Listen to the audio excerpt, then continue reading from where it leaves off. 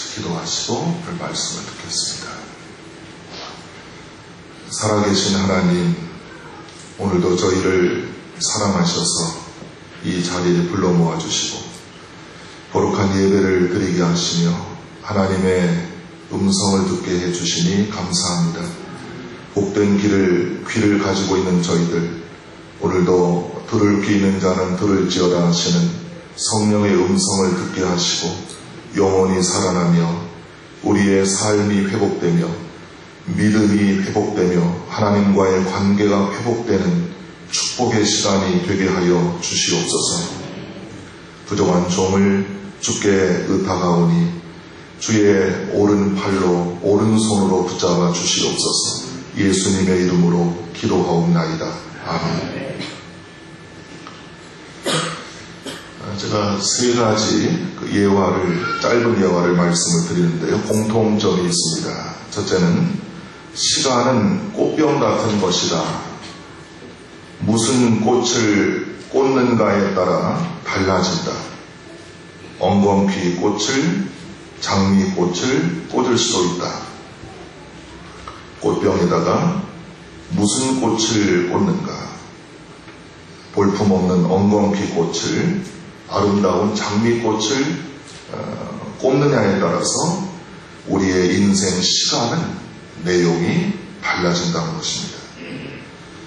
두 번째는 행복은 언덕의 저녁 노을 같다.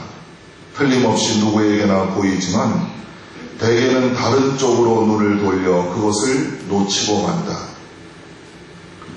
언덕의 저녁 노을 얼마나 아름답습니까? 불그스름해가지고 누구에게나 그 아름다운 모습은 보이지만 그러나 사람들은 다른데 눈이 팔려서 마음이 쏠려서 그 아름다운 저녁 노을을 보지 못하고 삽니다. 행복하지 않습니다. 세 번째는 좀 다른 내용인데요.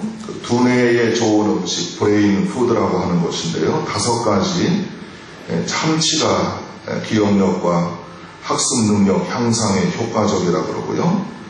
바나나가 두뇌에 에너지를 공급하는 비타민 B가 많이 들어있다고 해서 집중력이 향상된다고 합니다. 계란, 노른자의 콜린이라는 성분이 기억력 발달을 돕는다고 하고요. 콩, 뇌의 발달에 필수적인 콜린과 레시틴이 많이 들어있다고 합니다. 호두, 향산화 성분인 비타민 E가 풍부해서 뇌의 손상을 막는다고 합니다. 자, 이렇게 세 가지 이야기를 여러분에게 말씀드렸는데 공통점 무엇일까요? 이것은 제 나름대로 정리를 해보았는데 활력소입니다. 시간은 꽃병 같은 것, 어느 꽃을 꼽는가에 따라서 내 인생의 분위기가 틀려집니다. 내용이 틀려집니다. 또 행복은 언덕의 저녁 노을 같은 것, 아무리 바빠도 한 5분 동안만 우리가 감상하고 느끼고 산다면 얼마나 우리 마음이 행복해질까요? 또 브레인 푸드라고 하는 뇌에 좋은 이러한 그 음식물, 그렇게 비싼 게 아닌 것 같아요. 이런 것들을 섭취하면서 내 스스로의 건강도 돌보는 것, 삶의 활력소입니다. 오늘 설교의 주제가 양선입니다. 다른 말로 선함, 이런 뜻인데요. 그 주보에도 제가 정리를 해놓았지만 원어는 아가소시네, 이런 그 헬라어 단어입니다. 선한 성품과 행동을 함께 일컫는 말입니다. 선한 성품이 있으니까 그 사람은 선한 행동을 하게 된다는 것입니다. 외부적인 친절을 의미하고 적극적이고 질적인 선행으로 사람들을 대하는 것입니다. 한마디로 착한 행실입니다. 성령의 열매, 양선의 열매를 맺으면 늘 이 사람은 어떤 상황이 온다 할지라도 착한 행실을 베풀며 삽니다. 이 단어는 신약에 4번 나오는데요. 로마서 15장 14절부터 데살로니가 후서 1장 11절까지 4번 나옵니다. 하나님의 선하심을 가리키는 말이 아니라 인간적인 선을 가리키는 말로 사용되고 있습니다. 자, 앞에 우리 화면을 보시고 한번 로마서 15장 14절 같이 한번 읽어봅니다.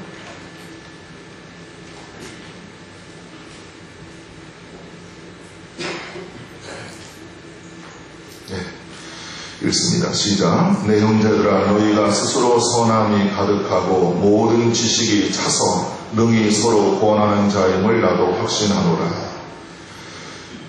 너희가 스스로 선함이 가득하고, 기독교인들은 우리 안에 선함이 가득해야 된다는 것입니다. 이게 양선입니다. 두 번째, 에베소서 5장 9절입니다. 읽습니다. 빛의 열매는 모든 착함과 의로움과 진실함에 있느니라. 하나님의 자녀를 빛의 자녀라고 했고, 빛의 자녀들은 빛의 열매를 맺으며 사는데 가장 첫 번째 나오는 열매가 착함입니다.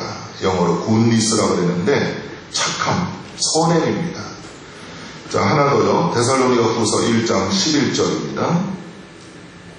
읽겠습니다. 시작. 이러므로 우리도 항상 너희를 위하여 기도함은 우리 하나님이 너희를 그 부르심에 합당한 자로 여기시고 모든 선을 기뻐함과 믿음의 역사를 능력으로 이루게 하시고. 자, 여기도 모든 선을 기뻐함과, 하나님은 우리 모든 하나님의 자녀들이 항상 선을 행하며 살아갈 때 기뻐하신다 하는 것입니다. 개천물을 막대기로 휘저으면 그 맑던 물이 흐려집니다. 그러나 가만두면 오래가지 않아 곧 맑아집니다. 깨끗한 물이 계속해서 흘러내리기 때문입니다. 믿음의 사람이 악인 앞에 잠시 굴복하는 것이 완전한 실패처럼 보일 수 있지만 결국은 믿음의 사람이 이깁니다. 악한 자가 나에게 이유 없이 악을 행하여도 대항하지 않으면 다툼이 일어나지 않습니다. 어떤 사람이 나에게 물건 하나를 가지고 왔는데 내가 그것을 받지 않으면 그것을 가지고 온 사람은 도로 가지고 갑니다. 똑같은 원리가 되는 것이죠. 어느 나라의 한 왕이 중요한 일을 앞두고 고민에 빠졌습니다. 어떤 신하에게 이 중요한 일을 맡길까 쉽게 판단을 할 수가 없었습니다. 결국 왕은 신하들에게 문제를 내고 그 문제를 푸는 신하에게 중요한 일을 맡기기로 했습니다. 신하들에게 이렇게 말했습니다. 이 문을 보십시오. 우리나라에서 가장 크고 무거운 문입니다. 살짝 겁을 주는 거죠. 이 문을 누가 열 수 있겠습니까? 아무리 힘센 사람도 열지 못합니다. 정말 그 커다란 문은 무게가 몇 톤이나 되어 보였습니다. 신하들은 절대 그 문을 열 수 없다는 듯한 표정으로 서로를 바라보았습니다. 몇몇은 문을 손끝으로 살짝 건드려 보았습니다. 그러나 문이 꼼짝도 하지 않자 금세 포기하고 말았습니다. 그때 한 신하가 용감하게 문 앞으로 성큼성큼 걸어갔습니다. 그리고 그 문 고리를 잡고 한번 힘껏 밀자 문이 쉽게 열렸습니다. 신하들의 눈이 휘둥그레졌습니다. 문은 겉보기와 달리 매우 가벼웠던 것입니다. 왕이 입을 열었습니다. 이제 그대에게 중요한 일을 맡기겠습니다. 그대는 그저 보고 들은 것에 제한을 받지 않고 용기 있게 나섰기 때문입니다.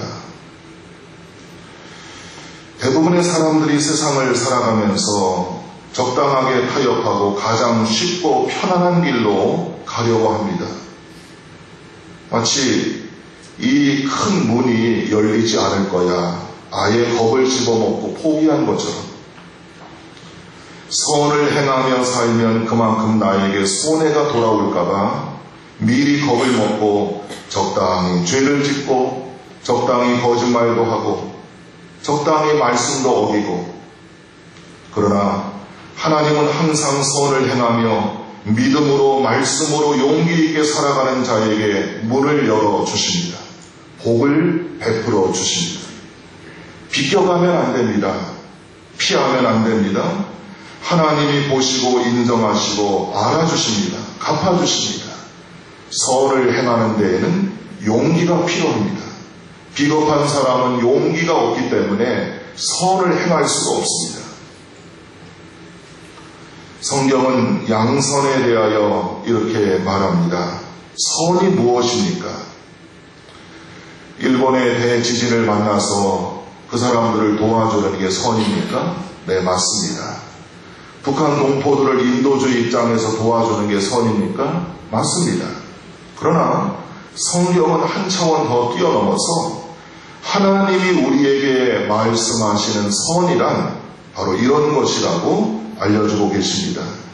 구약의 미가서 6장 8절을 같이 보시겠습니다. 구약성경 1296페이지 미가서 6장 8절 선이란 무엇일까요? 구약성경 1296페이지입니다. 앞에 화면도 나와 있습니다. 읽겠습니다. 6장 8절 사람아 주께서 선한 것이 무엇임을 네게 보이셨나니 여호와께서 네게 구하시는 것은 오직 정의를 행하며 인자를 사랑하며 겸손하게 내 하나님과 함께 행하는 것이 아니냐. 틀리죠? 인간의 선은 우리가 생각하는 선은 착한 일 하는 거, 봉사하는 겁니다. 그러나 하나님은 이렇게 말씀하셨습니다. 선한 것이 무엇임을 네게 보였다. 정의를 행하고 자비를 사랑하고 겸손하게 하나님과 함께 말씀에 순종하며 살아가라. 하나님과 날마다 동행하는 삶을 살아가라. 그것이 믿음의 사람들에게 요구되는 선이라고 하는 것입니다. 또 로마서 12장 17절 이하에 이런 말씀이 있습니다. 우리 한번 찾아보시죠. 신약 로마서 12장 17절입니다. 신약성경 로마서 12장 17절입니다.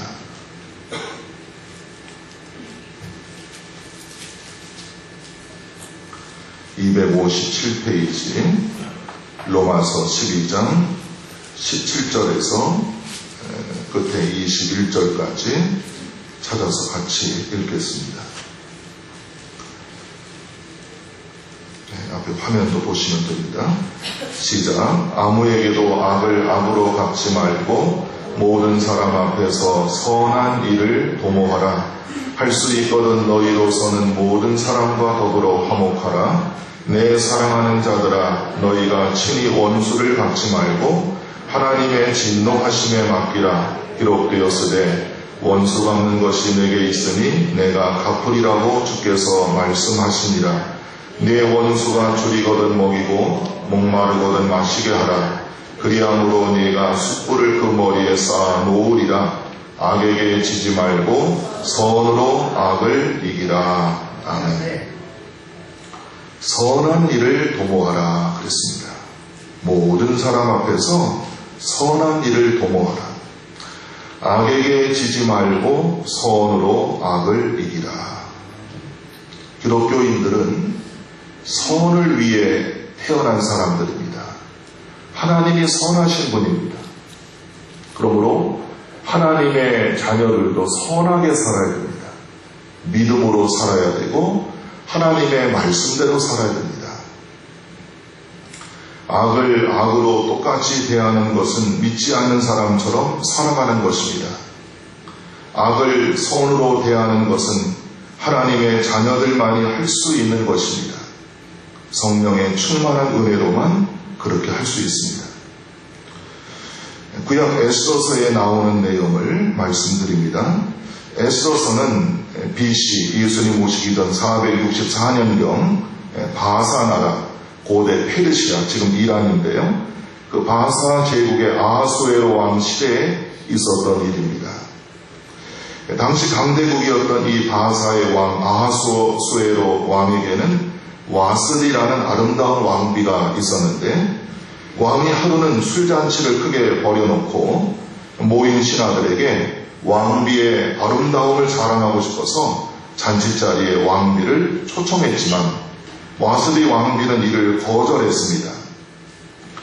이에 크게 진노한 왕에게 무무간이라는 신하가 만약 이 일이 온 나라의 모든 여자들에게 알려지면 그들도 왕비처럼 똑같이 자기 남편을 무시할 것이니 아예 새로운 왕비를 뽑아서 백성들이 왕을 업신여기지 못하게 하는 것이 좋겠다는 그런 의견을 제시하자 왕은 그대로 받아들였습니다. 그렇게 해서 하나님의 깊은 섭리 가운데 바사나라의 새로운 왕비가 된 여인이 모르드게의 조카 에스더입니다. 별이라는 이름의 뜻이 있습니다. 에스더는 다른 유대인들과 같이 바사의 포로로 끌려왔는데 비록 부모님은 안 계시지만 용모가 곱고 아리따운 처녀라고 성경은 소개하고 있습니다.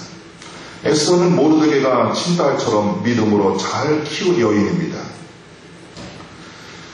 시간이 흐르고 아하수에로 왕은 하만이라는 사람을 나라의 제2인자로 높여주었습니다. 하만은 그때부터 기고만장하고 안하무인이 되어서 모든 사람들은 그에게 무릎을 꿇고 절을 했는데 모르드게만은 그렇게 하지 않았습니다. 이에 하만은 모르드게를 괘씸하게 여기고 그가 또 유대인임을 알아차리고 이참에 아예 바사에서 살고 있는 모든 유대인들을 죽이려는 모함을 세웁니다.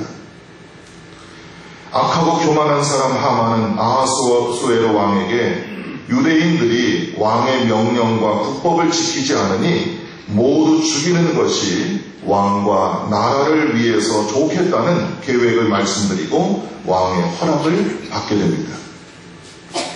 왕의 무서운 명령이 온 나라에 선포되었고 모르드게와 유대인들이 살고 있는 도시 수산에도 퍼졌습니다. 모르드게는 자기의 옷을 찢고 베옷을 입고 죄를 뒤집어 쓰고 성중에 나가서 대성통곡을 했습니다. 모르드게뿐만 아니라 각 도시에 퍼져 살고 있는 모든 유대인들도 크게 애통하며 금식하며 울며 하나님께 부르짖고 붉은 베옷을 입고 죄에 누웠다고 했습니다. 에스더가 이 일을 알아차리고 자기 삼촌 모르드게를 위로하고자 했지만 모르드게는 이를 거절하고 자기 조카 왕비 에스더에게 네가 왕 후의 자리를 얻은 것이 지금 이때를 위함이 아닌지 누가 알겠느냐라고 말하면서 에스더가 왕에게 나아가서 이 문제를 해결해 달라고 간절히 호소했습니다. 그때 에스더는 수산에 있는 모든 유대인들을 다 모으고 나를 위하여 밤낮 3일을 먹지도 마시지도 말고 금식하며 기도하게 하십시오. 나는 왕의 규례를 어기고 죽으면 죽으리이다 라는 믿음으로 왕에게 나아가겠습니다. 이렇게 대답을 합니다. 에스더와 모르드게 모든 유대인들의 믿음을 보신 하나님께서는 그들의 금식하며 울부짖는 기도 소리를 들으시고 아하수에로 왕의 마음을 움직이셔서 모든 유대인들을 구원하시고 왕은 악한 자 하만이 모르드게를 죽이려고 준비했던 20m가 넘는 높은 장대 위에 모르드게 대신 오히려 하만을 매달아 죽이라는 명령을 내리게 됩니다. 하나님을 믿는 사람, 기도하는 사람, 성령의 인도를 따라 사는 사람, 말씀을 믿고 순종하는 사람, 예수 그리스도께서 살아계셔서 나와 함께 하심을 절대 믿는 사람들은 모르드게처럼 에스더처럼 어떤 경우에도 항상 선을 추구해야 합니다. 악을 악으로 갚으면 안 됩니다. 무엇이든지 심은 대로 거두게 하시는 하나님께 그 결과를 맡기시기 바랍니다. 그리고 예수님처럼 성경에 나오는 많은 믿음의 사람들처럼 선으로 악을 이기는 성령의 열매, 양선의 열매를 풍성히 맺는 믿음으로 승리하는 성도들이 되시기를 바랍니다. 제 영적 멘토인 주기철 목사님, 선양 주기철 목사님에 대한 이 간증은 제가 너무너무 은혜가 되는 그런 내용인데요. 아마 제가 여러분들에게는 처음 소개하는 것일 것입니다. 주기철 목사님은 1897년도 경남 창원군 웅천면에서 출생했습니다. 그의 부친은 일찍이 예수를 믿고 장로가 되었습니다. 주기철은 모태신앙인으로 어렸을 때부터 웅천교회에 출석했습니다. 평안북도 정주의 오산학교에 진학하여 남강 이수문, 고당 조만식 등 많은 민족 지도자들을 만나게 되었습니다. 이들을 통해서 민족 사랑과 하나님 사랑의 정신을 배웠습니다. 주기철은 1916년 오산학교를 졸업하고 선교사들이 운영하던 연희 전문학교에 진학했지만 지병인 안질이 심해져서 학업을 중단하고 고향으로 돌아와서 웅천교회에서 신앙생활을 하면서 야학과 청년운동을 통해서 민족을 계몽하는 일에 몰두했습니다. 그러던 중에 주기철은 1920년 마산 문창교회에서 열린 김익두 목사의 부흥회에 참석해서 중생의 성령 체험을 하고 일평생을 목사로 헌신하기로 결심합니다. 드디어 그는 1922년 평양신학교에 입학해서 마포사멸 교장을 비롯한 교수들로부터 성경 중심의 보수신학을 배우게 됩니다. 그는 1925년도에 신학교를 졸업함과 동시에 목사 안수를 받고 부산 초량교회의 목사로 청빙을 받아 목회를 시작했습니다. 주기철 목사는 하나님을 향해서는 성경에 기초한 목회자였고 민족을 향해서는 애국을 행동으로 보여주는 참된 지도자였습니다. 그에게 있어서 하나님 사랑과 민족 사랑은 둘이 아닌 하나의 문제였습니다. 그리고 일제가 강요하던 신사참배 문제는 하나님 사랑에도 위배되고 민족 사랑과도 정면으로 부딪히는 문제로 여기고 다른 기독교 지도자들과는 달리 강하게 저항했습니다. 대부분의 교회 지도자들이 점점 신앙이 변질되었지만 주기철 목사는 불순물이 전혀 섞이지 않은 정도를 걸어갔습니다. 그래서 주기철 목사를 한국의 세례 요한으로 부르는 것입니다. 주기철 목사는 일사각오 정신으로 목회를 하였고 설교를 했습니다. 첫째는 예수를 따라서 일사각오, 둘째는 남을 위하여 일사각오, 셋째는 부활 진리를 위하여 일사각오. 주기철 목사가 활동하던 때는 한국 선교 50주년을 맞는 시기였고 50만 명 정도의 성도의 교세를 유지하고 있었습니다. 그는 신사참배를 반대한다는 이유로 일제로부터의 박해뿐만 아니라 장로 교당으로부터도 목사직을 파면당했고 그가 심호하던 평양 산정형 교회 예배당이 폐쇄되고 가족들은 사택에서 쫓겨나는 어려움을 겪었습니다. 모진 고문 후에 잠시 풀려나서 1939년 2월에 산정형 교회에서 행한 그의 마지막 설교 5 종목의 나의 기원을 요약해서 소개합니다. 첫째, 죽음의 권세를 이기게 하여 주옵소서. 이 목숨을 아끼어 주님께 욕되지 않게 하시옵소서. 주님 나를 위하여 죽으셨거늘 내 어찌 죽음이 무서워 주님을 모른 채 하오리까. 다만 일사각오가 있을 뿐입니다. 둘째, 장기의 고난을 견디게 하여 주시옵소서. 주님을 위하여 오는 고난을 내가 이제 피하였다가 이 다음 내 무슨 낯으로 주님을 대하오리까. 셋째, 내 노모와 처자와 교우를 주님께 부탁합니다. 넷째, 의에 살고 의에 죽게 하여 주시옵소서. 이 몸이 어려서 예수 안에서 자랐고 예수께 헌신하기로 10번 100번 맹세하였습니다. 예수의 이름으로 밥 얻어먹고 영광을 받다가 하나님의 계명이 깨어지고 예수의 이름이 땅에 떨어지게 되는 오늘, 이 몸이 어찌 구구도생 피할 수가 있사오리이까. 다섯째, 내 영혼을 주님께 부탁합니다. 아멘.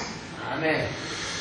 주기철 목사는 1944년에 해방을 1년 앞두고 순교할 때까지 모두 5차례에 걸쳐서 장장 5년 4개월 동안의 투옥 생활을 했고, 극심한 고문과 정신적 고통에 시달려야 했으며, 고문과 감옥 생활의 결과 안질과 결핵, 심장병 등의 각종 질병을 얻어 1944년 4월 21일 따뜻한 숭늉 한 그릇을 마시고 싶다는 마지막 말을 남기고 47세라는 젊은 나이에 감옥에서 순교를 했습니다. 그의 순교 정신은 감옥에서 작사하고 불렀던 영문 밖의 길이라는 찬송가에 잘 나타나 있습니다. 우리 같이 한번 주기철 목사님이 가사를 쓴 영문 밖의 길 기도하는 마음으로 같이 불러보시겠습니다.